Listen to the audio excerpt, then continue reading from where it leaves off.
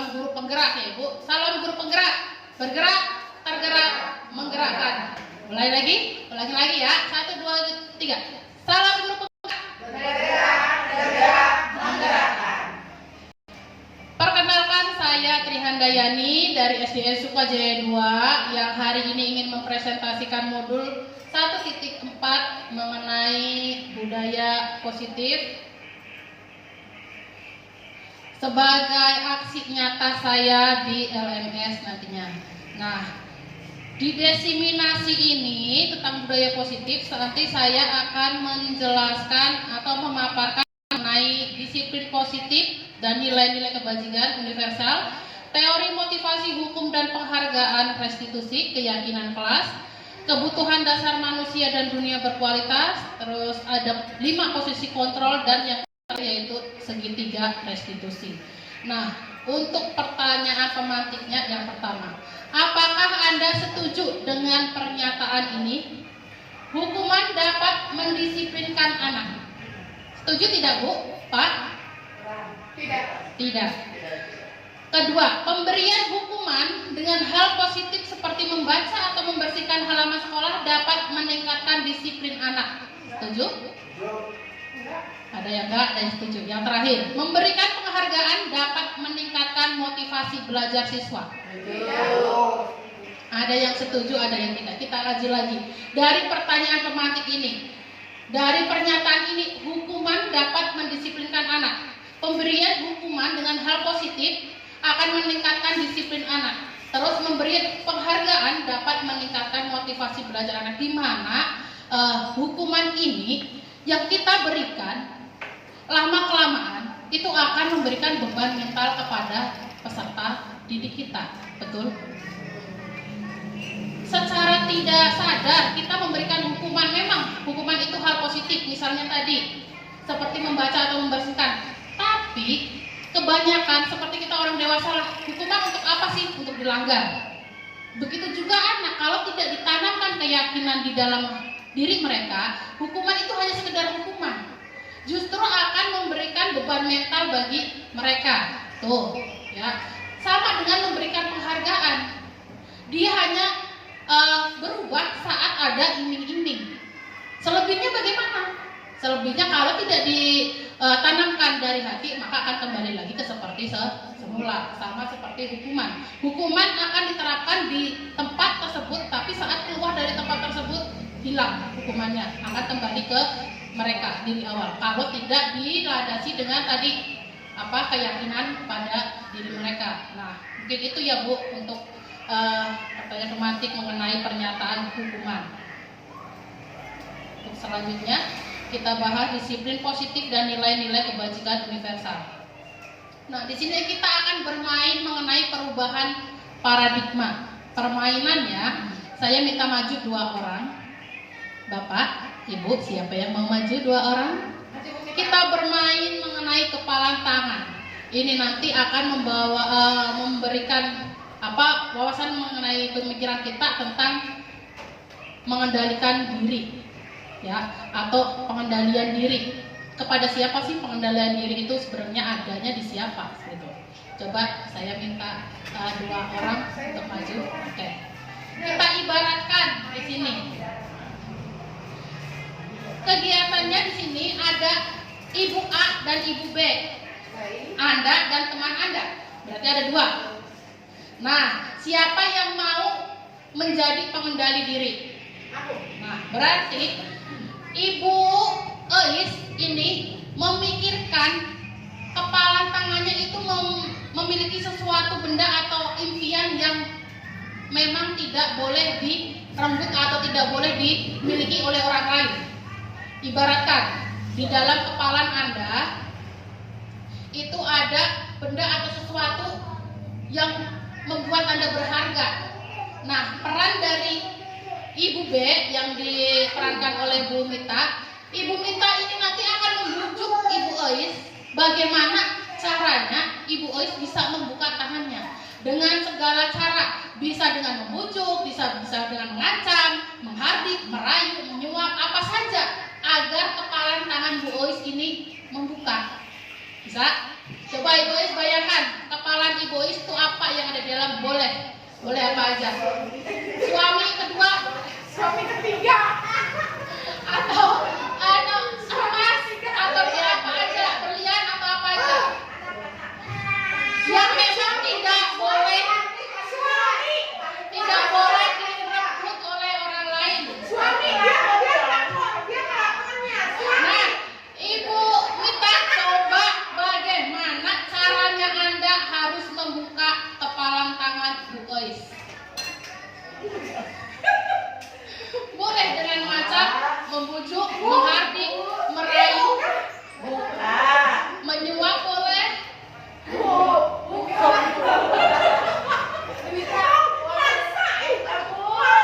Masa bener lagi aja mana? Saya istri. Boleh dengan menghardik, merayu, menyuap, apa saja pokoknya Cantik. itu bisa kebuka. Jadi aku tidak mau buka. Aku kan lebih sakit dari kamu. Suaminya susah ya, Di. Harus dengan berbagai cara. Gimana caranya Bu Mita membuka tangan Bu Ois? Daripada saya menghabiskan energi terus menerus, Iya, minta dong 100. asik. 50.000 dulu. Boleh. 50.000 boleh? Buka dong. Enggak, belum. Kurang. 2.000. Masih belum dibuka. Kurang banyak. 2.000. Aduh, capek nih. Coba kasih tahu. Oh, banyak. Ayo, jangan ngomel-ngomel dibuka. Mau. Ayo. Boleh dengan bujukan, ancaman, menghardik, merayu, menyuap. Ayo udah dibuka. Kurang banyak. Awas kamu lewat hari beriman. Buruk. Kesenang. Lewatnya baru kemana? Boleh dengan ancaman, boleh dengan suapan, apa saja agar dapat Udah membuka. capek ini, udah capek. Hah? Oh. Ayo. Gede tuh ya rek anak om. Iya. Boleh. Udah Ya. capek ya? Udah capek nih. Ada 100. Kurang. 1 juta. Banyak ada.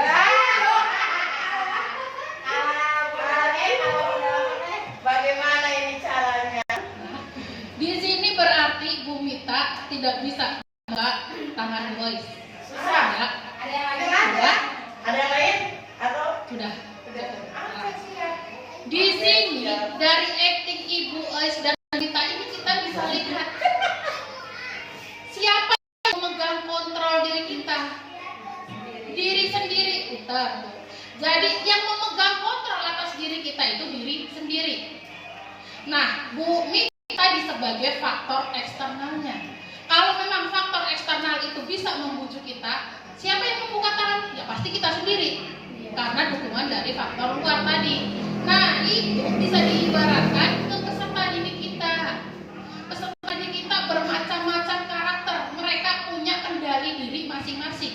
Kita sebagai guru itu faktor eksternalnya sebagai bagaimana kita bisa meluluhkan atau kita bisa mendidik mereka menjadi menuju ke nilai-nilai kebajikan atau jalan yang benar.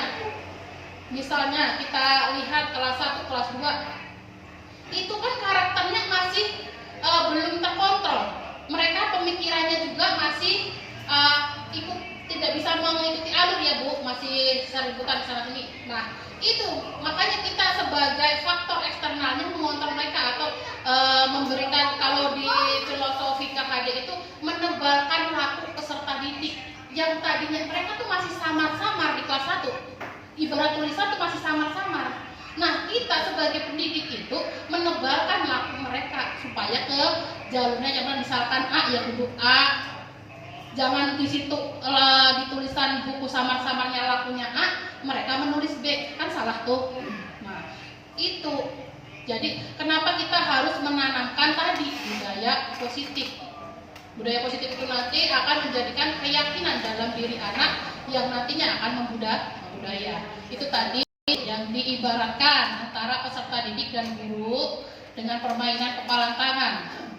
Jadi peserta didik akan bisa membuka tangannya kalau ada faktor eksternal yang bisa mereka membujuk mereka. Nah, di sini perubahan paradigma teori kontrol atau ilusi kontrol. Dari pertama, ilusi guru mengontrol murid, ilusi bahwa kritik dan membuat orang merasa bersalah dapat menguatkan karakter, ilusi bahwa semua penguatan positif efektif dan bermanfaat, ilusi bahwa orang dewasa memiliki hak untuk memaksa, itu hanya ilusi, ya. Nah, untuk selanjutnya, apakah makna disiplin? Berasal dari kata Latin disciplina yang artinya belajar. Makna asal dari kata ini berkonotasi dengan disiplin diri dari murid-murid Sokrates dan Plato. Disiplin diri membuat orang menggali potensinya menuju sebuah tujuan apa yang dia hargai.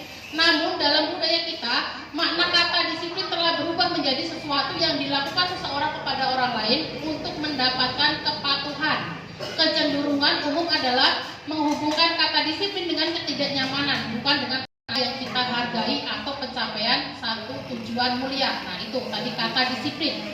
Jadi disiplin itu dengan ketidaknyamanan, bukan dengan apa yang kita hargai. Ya, kata disiplin itu kan kalau di sekolah disiplin.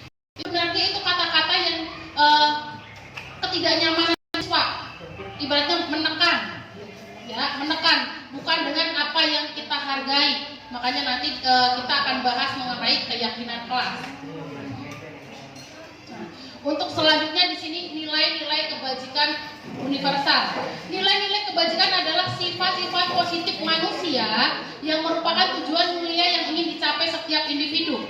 Nilai-nilai tersebut bersifat universal dan lintas bahasa, suku bangsa, agama maupun latar belakang.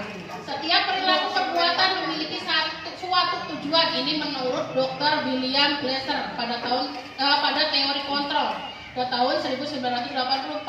Nah, dengan mengaitkan nilai-nilai kebajikan yang diyakini seseorang, maka motivasi intrinsiknya akan terbangun sehingga menggerakkan motivasi di dalam untuk dapat mencapai tujuan mulia yang diinginkan. Ini dari Diana Gosen tadi, makanya kenapa ada tadi Ibu Ois dan Bu Mita berperan sebagai memerankan teori kontrol tadi ya, menggenggam tangan di sini. Jadi nanti akan ada nilai-nilai kebajikan yang diyakini seseorang, maka motivasi intrinsiknya itu akan terbangun. Nah, terus nilai-nilai kebajikan yang ingin dicapai oleh setiap anak Indonesia kita kenal dengan profil pelajar Pancasila yang kemarin waktu saya visi pengembangan visi itu kita merumuskan peserta didik yang sesuai dengan profil pelajar Pancasila. Ada beriman, bertakwa kepada Tuhan Yang Maha Esa, berakhlak mulia, mandiri, bernalar kritis, berkebinekaan global, gotong royong dan kreatif. Nah, di sini ada nilai-nilai kebajikan yang ingin kita capai. Banyak ya, Bu. Setiap siswa berbeda-beda nilai-nilainya juga dalam dirinya. Ada yang peduli, ada yang rajin, ada yang kreatif, ada yang rendah hati, ada yang berprinsip, ada yang lurus hati, ada yang bijaksana. Setiap anak pasti memiliki nilai-nilai kebajikan berbeda. Tinggal kita nanti menebalkan lampunya. Nah, yang kedua, eksplorasi konsep kedua yaitu teori motivasi hukuman dan penghargaan restitusi. Di sini ada teori motivasi perilaku manusia. Teori motivasi ada tadi motivasi eksternal dan motivasi dari internal atau dalam diri. Dari pertama, untuk menghindari ketidaknyamanan atau hukuman. Apa yang akan terjadi apabila saya tidak melakukannya? Itu motivasi dari eksternalnya. Yang kedua, untuk mendapatkan imbalan dari orang lain. Contohnya, apa yang akan saya dapatkan apabila saya melakukannya? Terus yang ketiga, untuk menghargai diri sendiri. Saya akan menjadi orang yang seperti apa bila saya melakukannya. Ini contoh tadi, misalnya hukuman tadi ya. Ada hukuman atau ada tata tertib di setiap sekolah. Apa yang akan terjadi kalau saya tidak melakukannya? Ya seperti tadi saya bilang, bagaimana kalau saya langgar? Hukuman kan hanya untuk dilanggar, pasti bilangnya begitu. Nah, itu motivasi eksternal dari luar karena ada hukuman. Ya. Nah, yang kedua untuk mendapatkan imbalan dari orang lain, biasanya nih ibu-ibu, ayo lomba, hadiahnya apa sih? Ada ini enggak? Kulkas, ada enggak mesin cuci? Enggak, cuma adanya gelas minum, enggak banyak tuh. Jadi apa yang akan saya dapatkan apabila saya melakukannya? Ya pasti dapatnya nanti hadiah. Setelah itu ya bubar lagi gitu kan. Nah, yang ketiga nih intrinsik motivasi yang memang ada dalam diri. Nah, itu tujuan dari disiplin positif pada nomor 3. Jadi untuk menghargai diri sendiri. Saya akan menjadi orang seperti apa bila saya nanti melakukannya, seperti itu. Misalnya ikut guru prestasi, enggak hadiah seutik misalnya. Tapi kalau kita memikir saya mengikuti ini nanti atau saya mengikuti CGP misalnya, saya akan menjadi seperti apa? Jangan dengan iming-iming mengikuti CGP buat jadi kepala sekolah, bukan itu. Tapi lebih dari itu. Apa sih yang ada nanti seperti apa yang akan saya lakukan kalau mengikuti? Pasti otomatis yang satu yang kita ambil dulu hikmahnya, misalnya, oh saya menambah wawasan saya menambah pengetahuan, saya menambah teman. Kalau jadi misalnya jadi kepala sekolah itu di luar iming-iming dari guru gerak, contohnya seperti itu. Nah, di sini ada Ki Hajar Dewantara. Merdeka menurut Ki Hajar Dewantara. Merdeka itu artinya tidak hanya terlepas dari perintah, akan tetapi juga cakap buat memerintah sendiri. Nah, tuh. Jadi bukan hanya memerintah siswa, tapi juga cakap memerintah diri sendiri. Itu namanya merdeka. Makanya sekarang anak bersih. Tuh, berarti belum merdeka itu. Ya. Nah, yang selanjutnya itu apa itu restitusi? Restitusi adalah proses menciptakan kondisi bagi murid untuk memperbaiki kesalahan mereka sehingga mereka bisa kembali pada kelompok mereka dengan karakter yang lebih kuat. Restitusi juga merupakan proses kolaboratif yang mengajarkan murid untuk mencari solusi untuk masalah mereka dan membantu murid berpikir tentang orang seperti apa yang mereka ingin menjadi tujuan mulia dan bagaimana mereka harus memperlakukan orang lain. Itu restitusi. Nah, ini adalah 9 ciri-ciri restitusi. Pertama, bukan untuk menebus kesalahan namun untuk belajar dari kesalahan. Yang kedua, memperbaiki hubungan. Yang ketiga, tawaran bukan paksaan. Tawaran ya Bu, bukan paksaan. Yang keempat, restitusi menuntun untuk melihat ke dalam diri.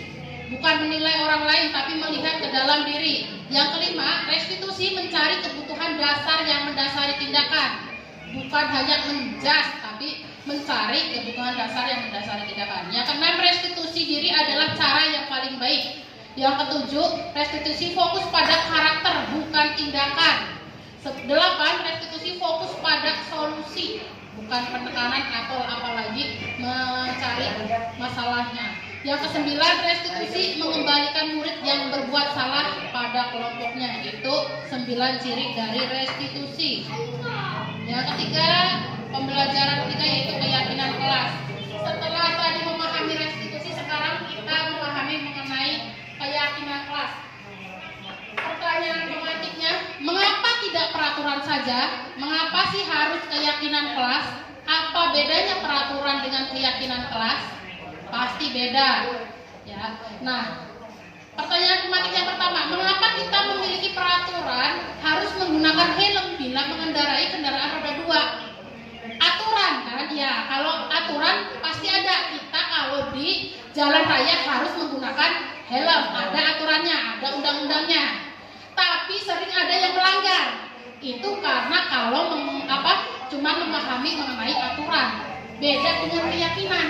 Nah, kalau keyakinan, meskipun tidak ada polisi, kita kan tetap pakai helm. Karena apa? Karena kita yakin helm itu memberikan keselamatan bagi diri kita. Kita tidak tahu akan kecelakaan atau apa. Kalau membawa helm, kita yakin pasti akan baik-baik saja. Kalau tidak bawa helm, kalau ada kecelakaan pasti akan langsung hancur. Seperti itu kan? Nah, itu antara hukum dan keyakinan. Kalau hukum pasti itu harus dipakai wajib. Nanti kena denda atau kena tilang. Yang kedua, mengapa kita memiliki peraturan 3M, menggunakan masker, mencuci tangan, dan menjaga jarak kemarin tuh waktu COVID. Ada yang tidak mau pakai, itu hanya peraturan.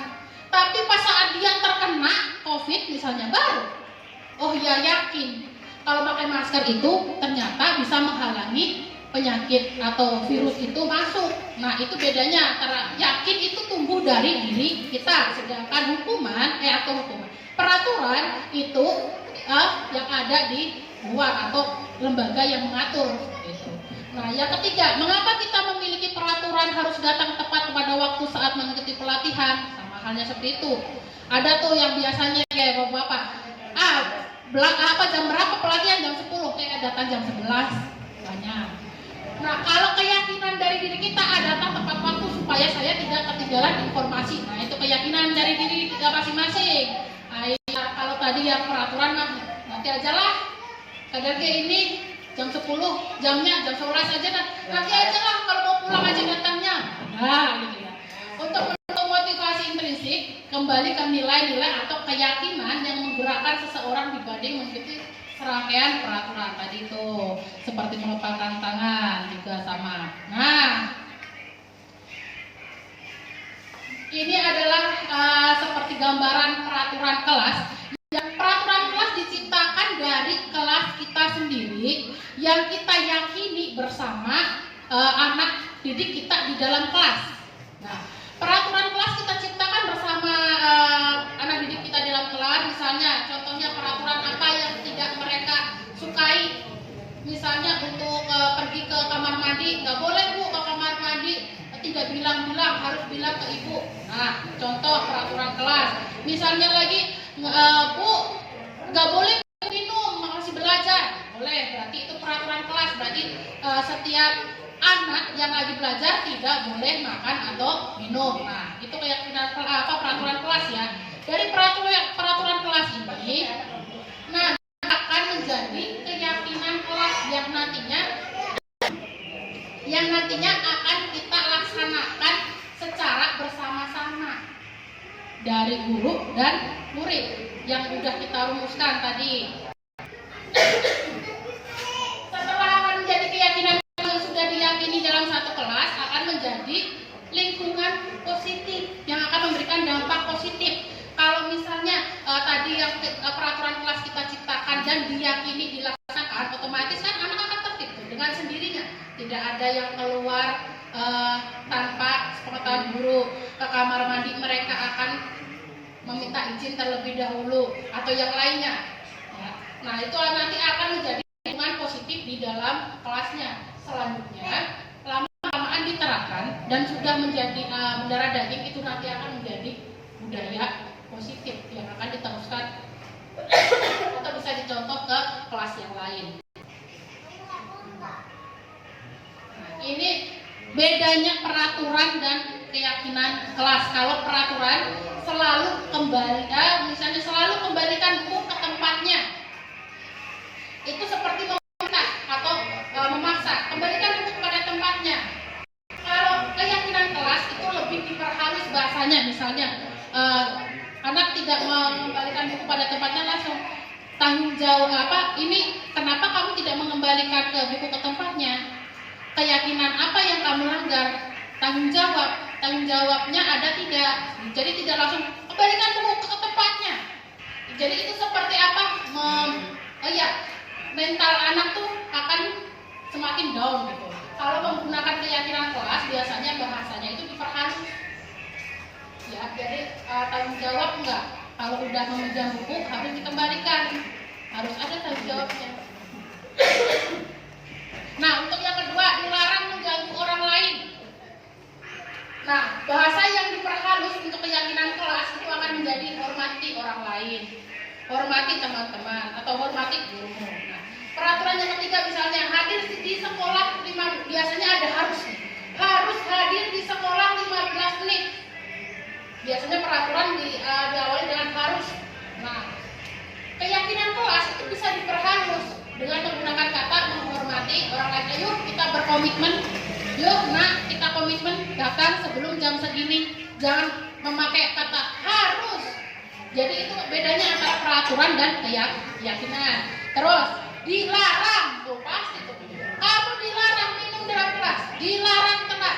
Itu seperti peraturan. Nah, kita ubah bahasanya menjadi keyakinan kelas. Contohnya, ayo kita menghormati orang lain atau ayo kita menghargai orang lain dengan datang tepat waktu supaya orang lainnya, teman-teman kita yang sedang sedang belajar juga tidak terganggu menunggu kamu yang telat kayak gitu. Nah di sini dilarang melakukan kekerasan, itu kan untuk keselamatan. Bisa menggunakan keyakinan kelas dengan bahasa yang lebih halus. Jangan bertengkar, kita hormati satu sama lain. Jadi intinya itu di peribahasanya.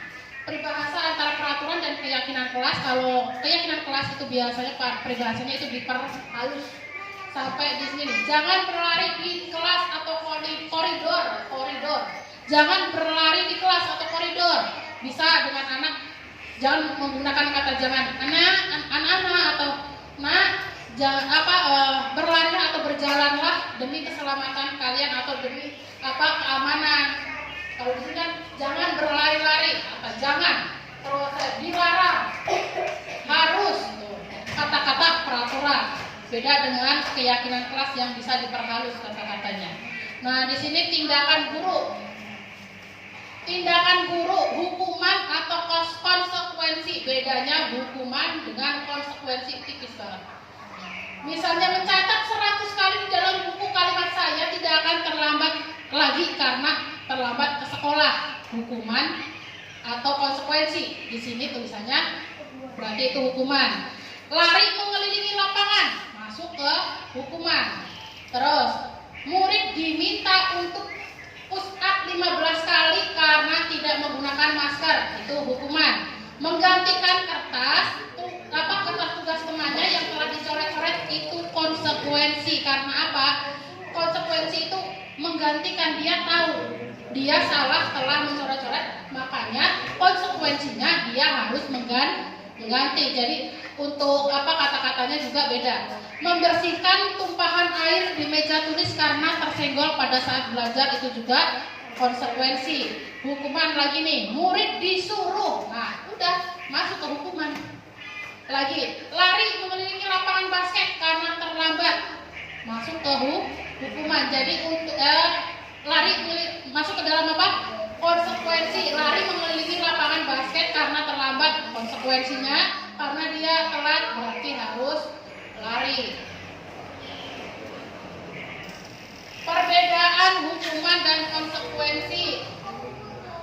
Hukuman itu suatu yang menyakitkan yang harus terjadi. Konsekuensi adalah sesuatu yang harus terjadi. Hukuman membuat anak sakit fisik maupun hati untuk jangka waktu lama, sedangkan konsekuensi membuat anak merasa tidak nyaman dalam jangka waktu yang pendek. Terus hukuman, anak membenci kedisiplinan, konsekuensi anak menghargai disiplin. Untuk hukuman itu paksaan, kalau konsekuensi itu stimulus tanggapan atau stimulus respon. Hukuman mendorong anak menyakiti diri sendiri, kalau konsekuensi mendorong anak agar mudah menyesuaikan diri.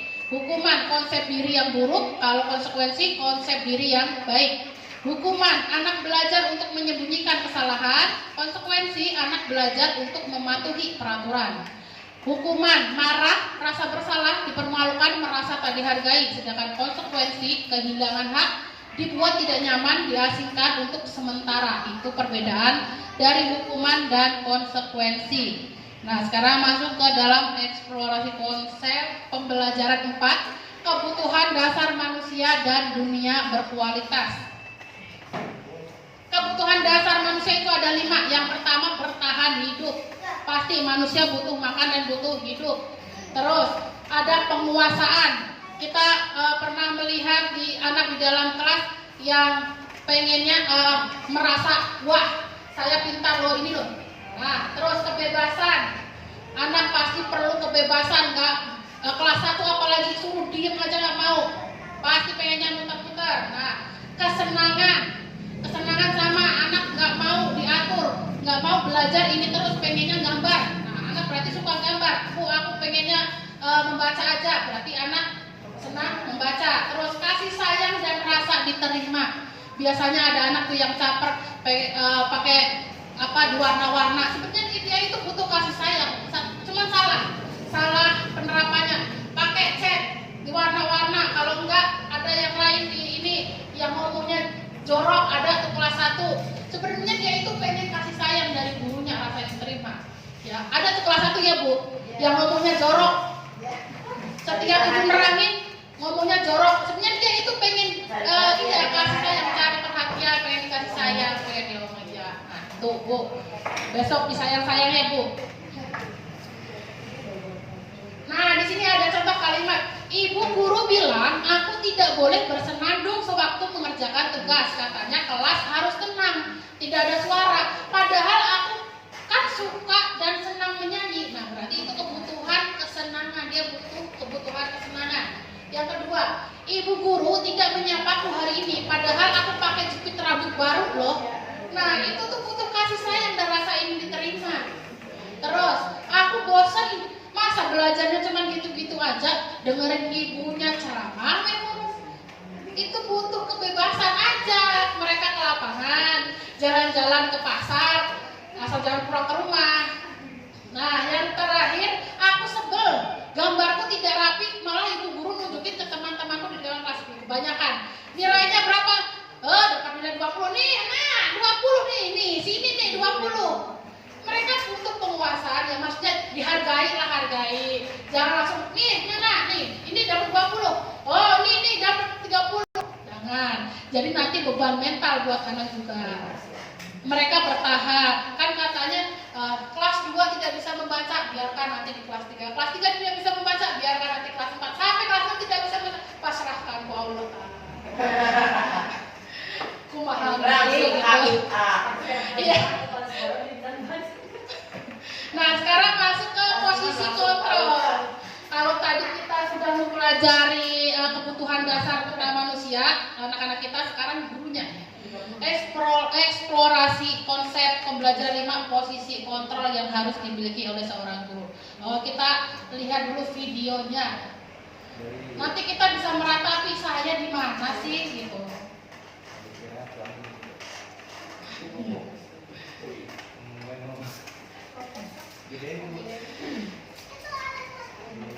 Ada suaranya? Oh, yang ini. Ada nggak suaranya?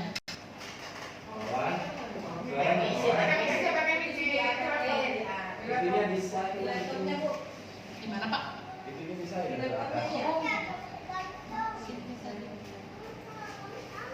Di mana?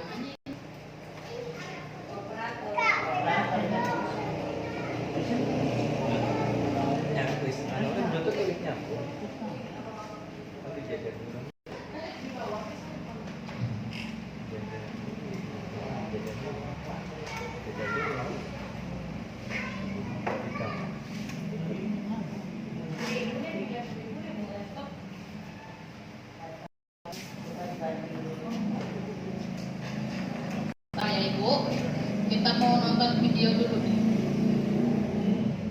Videonya kakak.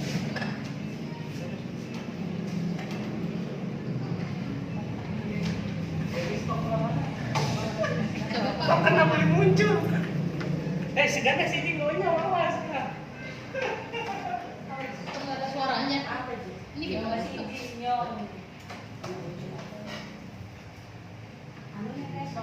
Coba di ini dulu. Hah? Oh iya. Oh iya.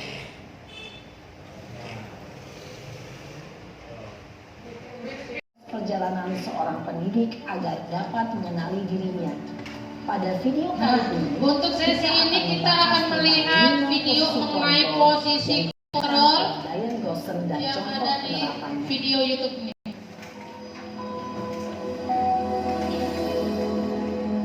Nanti kita bisa mengimplementasikan di mana kita posisinya. Yang pertama, posisi pembuku. Yang kedua, posisi pembuat merasa bersalah. 3. Yang Posisi ketiga, teman. posisi teman. 4. Posisi pemantau atau monitor. Yang terakhir, Dan 5. posisi manajer. manajer. Kita saksikan sama-sama Bu Memahami kelima posisi untuk tersebut. videonya. Mari kita saksikan kasus Naren yang terlambat hadir 20 Ini kasus menit yang sekolah. ada di sekolahan kita yang sering kita jumpai ya. Posisi kontrol dalam menghadapi masalah tersebut.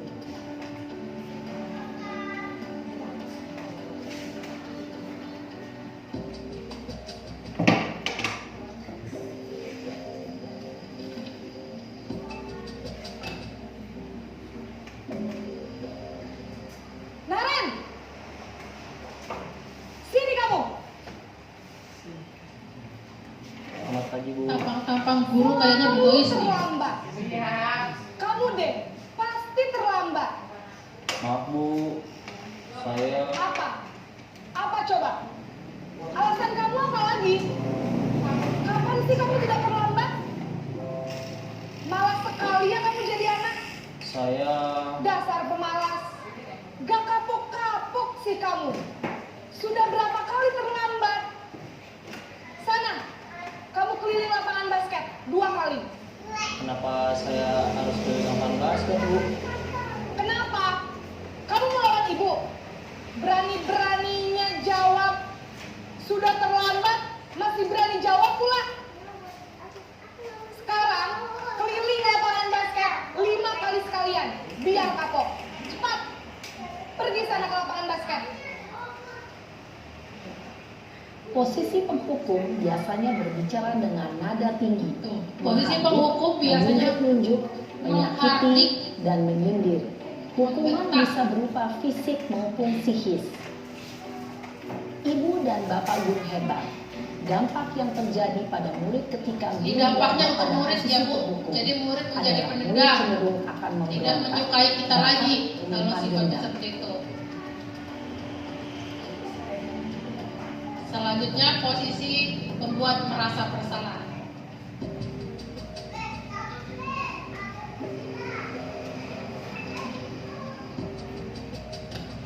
Bu Dewi nih kayaknya.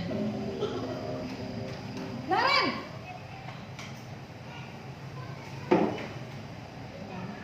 Selamat pagi Bu. Naren. Kamu kenapa terlambat lagi, nak? Ya Tuhan, Naren. Kamu senang ya bikin ibu susah ya? Kalau kamu terlambat lagi, nanti ibu yang ditegur bapak kepala sekolah, nak. Disangka ibu tidak bisa membina kamu. Duh, gimana ini? Maaf Bu. Duh, Makanya Gusti beli betulan. Naren. Kamu suka ya kalau ibu ditegur bapak kepala sekolah? Terus, sekarang ibu harus tulis apa ini di buku absen? Ini kamu sudah sering terlambat loh. Ibu harus apa coba? Maaf Bu. Maaf sekali. Ya sudah, lain kali jangan bikin ibu susah lagi ya nak ya. Ibu tidak akan kuat lagi kalau kamu begini terus. Bisa jantungan kalau ibu tegur bapak kepala sekolah. Sana cepat kelas. Maaf ya Bu. Maaf sekali. Nah itu tadi adegan Posisi membuat merasa pembuat bersalah. rasa bersalah berbicara dengan nada tenang, cenderung Nadanya lembut. tenang, namun kata-katanya yang menyalahkan diutarakan murid. membuat murid merasa menjadi orang yang gagal, memandang buruk dirinya sendiri, merasa tidak berharga, dan tidak sanggup membahagiakan orang lain. Ketika guru mengambil posisi pembuat rasa bersalah, murid akan menganggap dirinya yang bersalah dan ia akan menyimpan emosi negatif tersebut di dalam Dampaknya dirinya. menjadi identitas gagal murid kita ya Bu.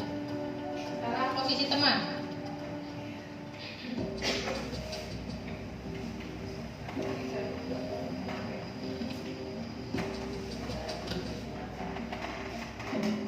Miss Eka nih kayaknya. Naren,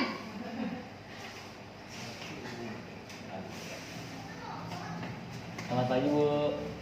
wah sudah jam berapa ini nak? Terlambat lagi ya sayang. Iya Bu. Habis ibu saya lupa bangunkan saya Bu. Kamu malah menyalahkan ibu kamu. Kamu bukannya anak yang larinya paling kencang. Kok terlambat sih? Iya Bu. Saya memang terlambat bangun tadi. Jadi biarpun saya lari kencang, tetap gak kekejar Bu. Ya sudah sana. Nanti lain kali larinya lebih kencang lagi ya. Biar gak terlambat lagi. Bikin seneng ibu. Demi ibu. Bisa kan? Bisa lah Bu. Demi ibu. Ya sudah sana. Bikin senang ibu ya. Udah, Demi ibu, ibu. sama saya. Teman tuh, teman. Kamu ini ada-ada saja. Dalam posisi teman, guru berbicara dengan nada suara ramah, Suara guru akan cenderung ramah. bersenda gurau untuk menjaga suasana tetap santai. Murid akan merasa senang, aman, dan akrab dengan guru. identitas yang tercipta adalah identitas sukses atau berhasil. Namun, perlu diingat, karena ini masih dorongan eksternal, Tadi dorongan dari maka luar ya, ada Bu. faktor ketergantungan dari murid kepada orang tertentu. Di Tetap sini, guru bertanggung absen ya, jawab, tidak sehingga di mandiri. lain waktu, murid bisa berperilaku baik, namun hanya kepada orang-orang tertentu saja. Karena yang dianggap teman cuma guru itu. Nah, nanti kalau dipindah ke guru lain akan kembali ke semula, tidak bisa berbuat baik.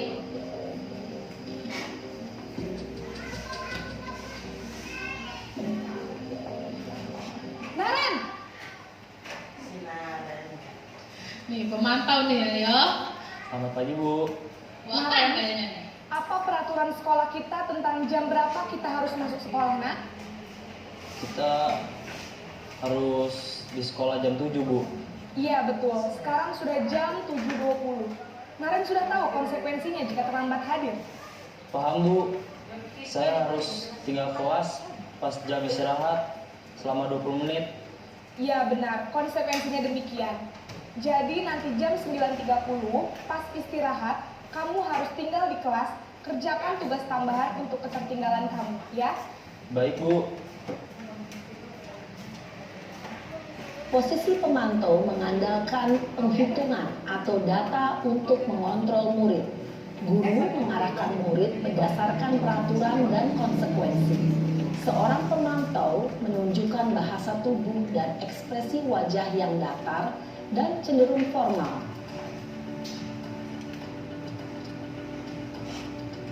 Selanjutnya posisi terakhir, posisi manajer.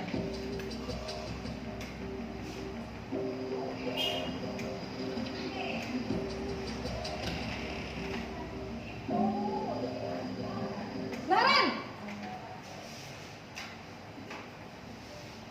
Naren lagi, Naren lagi. Bu. Kayak nggak ada murid lagi ya, Bu. selamat pagi, Ada. Naren. Maaf, Bu. Saya terlambat.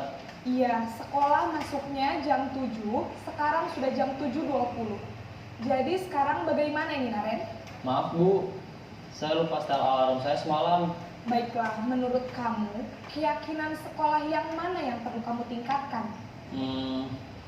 Menghargai diri sendiri dan orang lain mungkin ya, Bu. Setuju. Jadi, apakah Naren meyakini prinsip saling menghormati tersebut? Iya, Bu. Saya meyakininya. Apakah Naren bersedia memperbaiki masalah keterlambatan ini? Bersedia, Bu. Bagaimana kamu akan perbaiki masalah keterlambatan ini? Saya akan coba untuk tidak lupa menyetel alarm saya, Bu. Baik, kalau Naren lupa menyetel alarm di rumah, ada orang yang kira-kira bisa bantu mengingatkan tidak? Ada, Bu. Kakak saya, Kak Emma. Ada lagi selain Kak Emma? Selain Kak Emma, ada ibu saya. Baik, jadi yang mengingatkan Naren adalah Kak Emma dan ibu kamu ya? Kira-kira akan mulai setel alarm kapan nih, Naren? Setelah pulang sekolah, akan segera saya lakukan. Baik, jadi Naren akan setel alarm untuk bangun besok pagi dan akan diingatkan oleh kakak dan ibunda Naren ya. Ada lagi yang mungkin perlu dilakukan, Naren, agar tidak terlambat bangun lagi. Tidak ada, Bu. Baik, Naren, terima kasih untuk kerjasama kamu. Sekarang kamu perlu kembali ke kelas untuk belajar. Baik, Bu. Terima kasih. Posisi manajer adalah posisi kontrol yang disarankan untuk membimbing murid memiliki Di sini sikap posisi disiplin manajer dan itu yang disiplin. disarankan ya, Bu, Yaitu yang murid disarankan yang untuk membimbing murid kita dan agar dapat tercipta masalah. identitas positif Tujuan atau dari berhasil. posisi ini adalah agar murid dapat berefleksi atas tindakannya. Jadi Guru tujuannya akan murid menulis itu merefleksi memberikan atau pertanyaan kepada memperbaiki makna, tindakannya. sehingga membuat Jadi murid dapat dampaknya belajar nanti dari murid akan kesalahan. mandiri, percaya Dan mencari diri, dan sebuah dapat solusi memecahkan untuk menyelesaikan. masalahnya sendiri.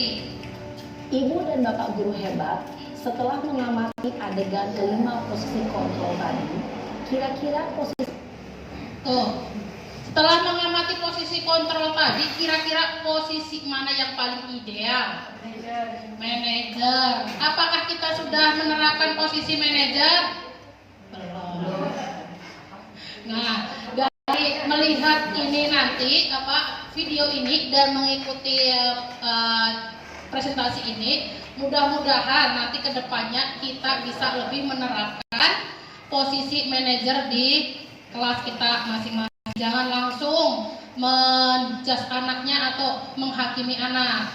Kita cari dulu permasalahannya.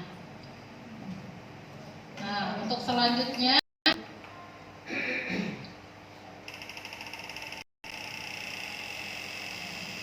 5 posisi kontrol tadi ya Bu. Ada apalah tadi ya Bu, apa ada penghukum ya, membuat orang merasa bersalah, teman, pemantau, dan terakhir manajer. Nah, 5 posisi kontrol ini yang mengakibatkan identitas gagal pada peserta didik kita, yaitu ada pada penghukum dan pembuat orang merasa bersalah. Itu nanti akan menjadikan identitas gagal. Nah, dikatakan identitas berhasil atau sukses, kita bisa menerapkan tadi sebagai teman, pemantau, dan manajer. Tapi yang paling posisi kontrol yang paling ideal yaitu ada di posisi manajer. Nah, dari 5 posisi kontrol ini silakan nanti Ibu bisa refleksi lagi ke diri masing-masing, di manakah saya berada, di posisi manakah seperti itu. Nah, di sini ada pernyataan-pernyataan tadi. Saya kecewa sekali dengan kamu. Nah, itu membuat orang merasa bersalah, yang biasanya kita tadi ya di video juga di singgung pertanyaan-pertanyaan seperti ini. Saya kecewa sekali dengan kamu, atau ibu kecewa sekali dengan kamu. Nah, itu ciri-ciri bahasa pembuat orang merasa bersalah. Nah, untuk yang kedua, kamu tidak pernah benar melakukannya. Itu ciri-ciri kata-kata sebagai posisi kontrol penghukum. Nah, kalau di nomor 3, ayolah lakukan demi ibu. Tadi tuh ada di video, demi ibu, untuk ibu. Nah, itu posisi kontrol sebagai teman. Untuk pernyataan yang selanjutnya, apakah kamu mau mendapatkan stiker bintang hari ini, atau apakah kamu mau mendapatkan permen atau apa sebagai imbalan. Nah, itu siapa yang mengatakan? Itu posisi kontrol sebagai pemantau. Terus bagaimana kamu bisa menyelesaikan masalah ini? Nah, itu biasanya kata-kata yang dilontarkan oleh seorang posisi manajer, karena mereka nanti guru itu posisi manajer akan menyelesaikan masalah dengan berbagai tawaran. Kamu selalu saja yang paling terakhir, itu juga penghukum. Nah, setelah tadi membahas 5 posisi kontrol, kita akan membahas segitiga restitusi. Jadi kita tadi sudah melihat posisi kontrol manajer yang kita idealkan sebagai posisi kontrol yang paling ideal. Nah, itu nanti akan ditempuh dengan beberapa langkah yang ada di segitiga restitusi. Nah, segitiga restitusi itu apa aja yang di dalamnya? Pertama, itu menstabilkan identitas. Jadi, tadi setiap orang pasti pernah melakukan kesalahan. Pertama, kita stabilkan identitas dulu si anak ini kalau mereka memiliki masalah. Nah, yang kedua baru memvalidasi kebutuhan, divalidasi dulu. Setelah itu baru menanyakan keyakinan kelasnya. Contohnya ada lagi nih, contoh dari segitiga restitusi.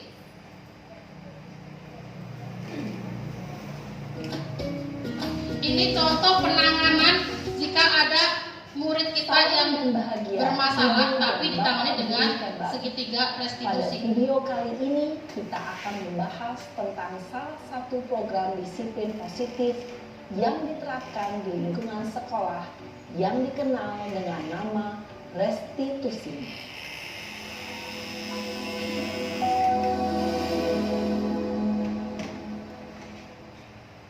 Restitusi dikembangkan oleh pakar pendidikan Diane Gosling, berlandaskan pada teori kontrol Dr. William Glasser. Segitiga restitusi adalah suatu proses dialog yang dijalankan oleh guru atau orang tua agar dapat menghasilkan murid yang mandiri dan bertanggung jawab.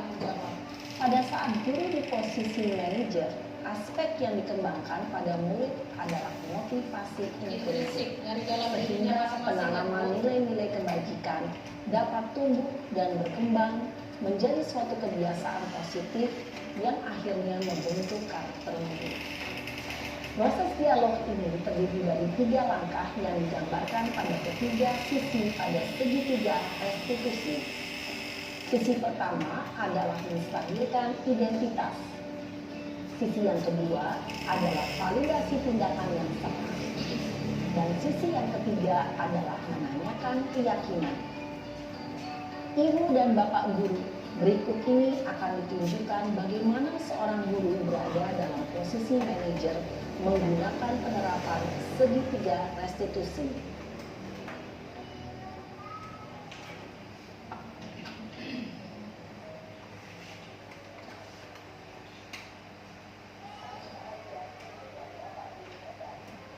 Siang Sarah, Siang Pak.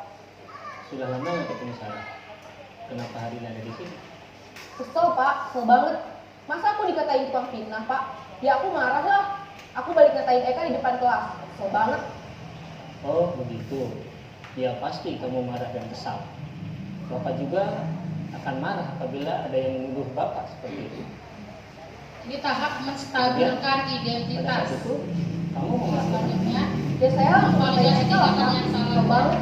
Saya bentak-bentak dia depan teman-teman lain. oh begitu. Pasti kamu melakukan seperti itu karena suatu alasan tertentu, bukan? Iyalah, masa saya diam saja Pak? Ya saya bela diri lah. Masa saya dituduh tukang fitnah? Ya wajar lah.